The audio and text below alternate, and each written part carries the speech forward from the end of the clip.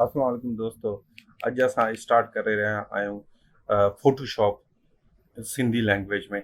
मां तव्हांखे सेखारण जी कोशिशि कंदुसि त मां तव्हांखे फोटोशॉप सेखारियां ऐं उन में तव्हां वञी कमु करे सघो, पोस्टर डिज़ाइन करे सघो, कार्ड डिज़ाइन करे सघो, लोगो डिज़ाइन करे सघो, सोशल मीडिया एड डिज़ाइन करे तव्हां ऑनलाइन वेही फ्रीलांस ते वेही पैसा कमाए सघो। त सभ खां पहिरियां असां पंहिंजे प्रोजेक्ट खे ओपन कंदासीं। मूं वटि फोटोशॉप ऑलरेडी डाउनलोड थियल आहे। अगरि तव्हांखे डाउनलोड तव्हांजे कंप्यूटर में या पीसी में थियल आहे, लैपटॉप में थियल आहे, त तव्हां डायरेक्ट ओपन करे सघो था। अगरि न आहे थियल त तव्हांखे मां लिंक हिन वीडियो में मथे ॾिनी आहे, उन खे तव्हां ओपन करे तव्हां वञी डाउनलोड करे सघो था।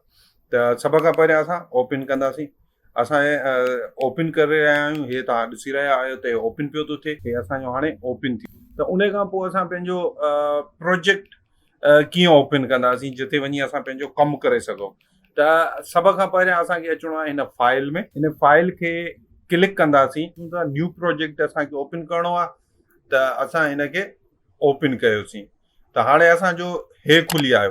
हिते असां हमेशह साइज़ खे सेट कंदा आहियूं। साइज़ छा आहे?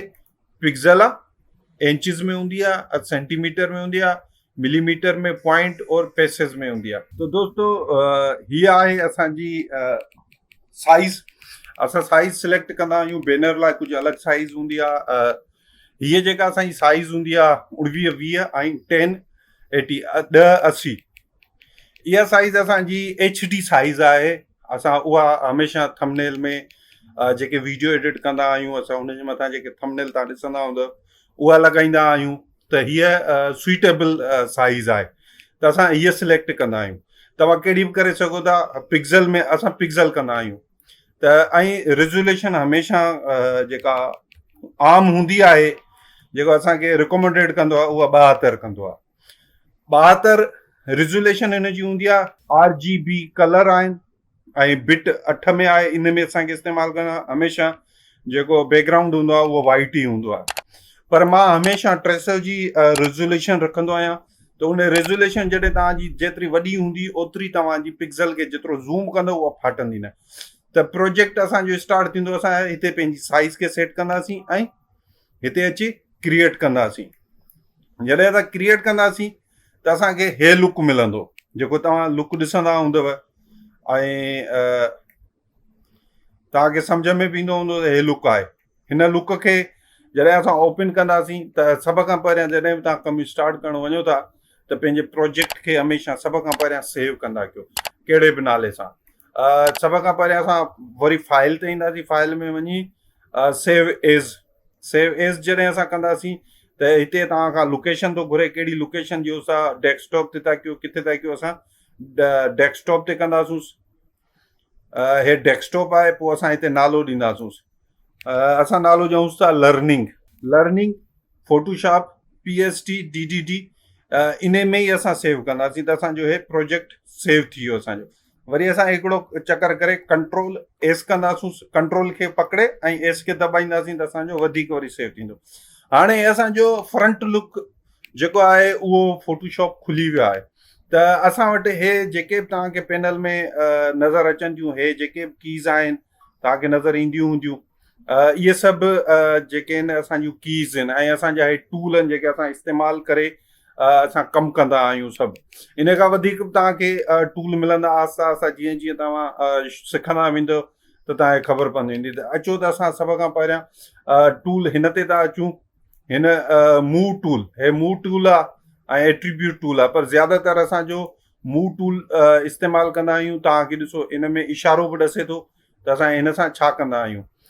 हे बेसिकली असांजो जेको टूल आहे उहो असांखे मूव करण जे लाइ इस्तेमालु थींदो आहे। हीअ असांजी पहिरीं लेयर आहे जेका असांजी ठही चुकी आहे। पॉलीगोनल टूल आहे जेको असां हिन सां कट कंदा आहियूं।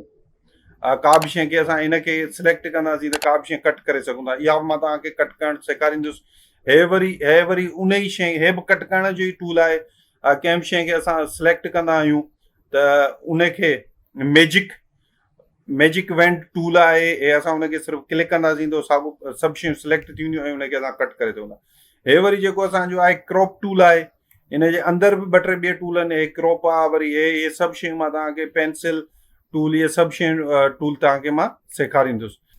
हे सभु टूल आहिनि, शायदि तव्हांखे केॾी महिल हीअं बंदि थियल बि मिली सघे थो, हीअं मिलंदो त हिन सॼी लाइन में हूंदो, पर असां हीअं कंदा आहियूं त सभु असांखे ॾिसण में ईंदा आहियूं। त हेॾां वरी जेके हे 2-3 टूल आहिनि उहे मां तव्हांखे वक़्तु टाइम टू टाइम मां तव्हांखे सेखारींदो वेंदुसि।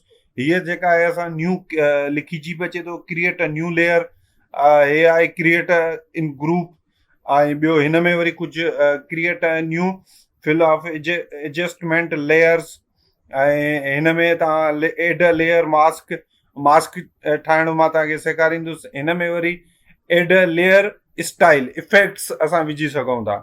हे सभु टूल मां तव्हांखे आहिस्ता आहिस्ता वारी वारी सेखारींदुसि। हाणे असां हिनखे सिलेक्ट कयोसीं।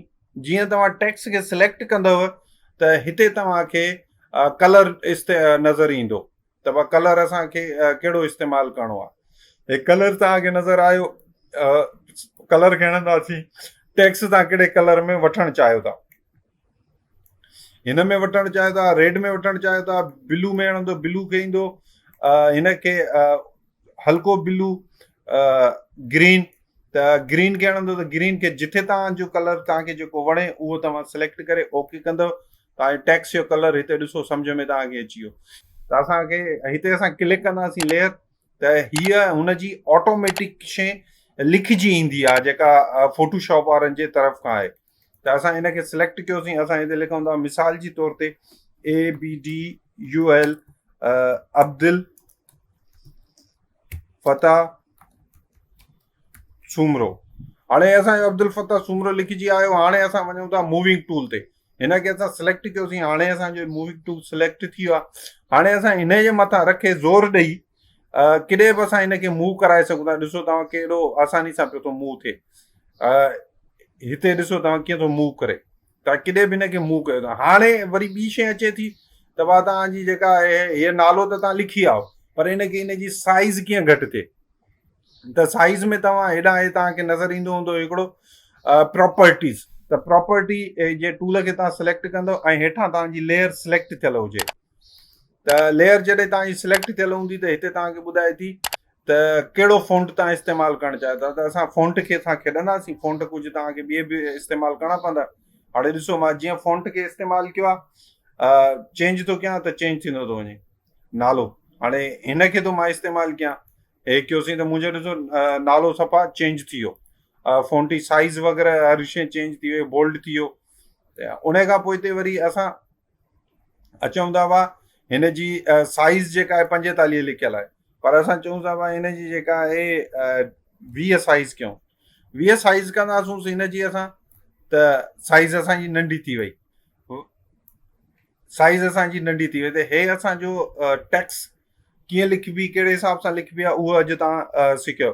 वरी असां अचूं था हिनखे सिलेक्ट करे, वरी असां हिकिड़ी वर्टिकल टेक्स्ट था खणूं, त जीअं तव्हां सिलेक्ट कंदव हिनखे कलर मथे साॻियो अची वियो। असां हाणे सिलेक्ट कंदासीं वर्टिकल खे जॾहिं जीअं असां सिलेक्ट कयोसीं त ॾिसो इहा ऑटोमेटिक हुननि जी लिखियल हूंदी आहे लाइन जेका लिखिजी आई, जंहिंखे तव्हां मूव टूल सां हेॾे होॾे बि करे सघो था। इहे अॼु असां इहे सिर्फ़ु सिखंदासीं। उन खां पोइ हिते वरी असां हाणे अॻिते था हलूं ऐं असां हिन लेयर खे डिलीट था कयूं। हाणे असांखे हिते हिकिड़ी तस्वीर खपे जेका असां उन खां कमु कराए सघूं। तस्वीर हिते घुराइण जा 2 खां 3 तरीक़ा आहिनि, जेके मां तव्हांखे 3 तरीक़ा सेखारींदुसि। मां हीअ तस्वीर पंहिंजी थो खणी अचां। हिकिड़ी तरीक़ो आहे, हिन तव्हां तस्वीर खे सिलेक्ट कयो ऐं ड्रैग एंड ड्रॉप कयो, हिते खणी अचे, हिते छॾियोसि। जॾहिं हिते छॾीसीं, इंटर कईसीं त तव्हांखे हिते हिकिड़ो नंढड़ो दॿो ठहियल नज़र पियो थो अचे। हिन लेयर ते अची राइट क्लिक कंदासीं त हिते ॿुधाए थो रेस्टाइज़र लेयर, इनखे असां क्लिक कंदासीं त हे दॿो हटी वेंदो। हाणे दॿो हटी वियो। हाणे मां तव्हांखे सभ खां पहिरियां हे टूल सेखारींदुसि।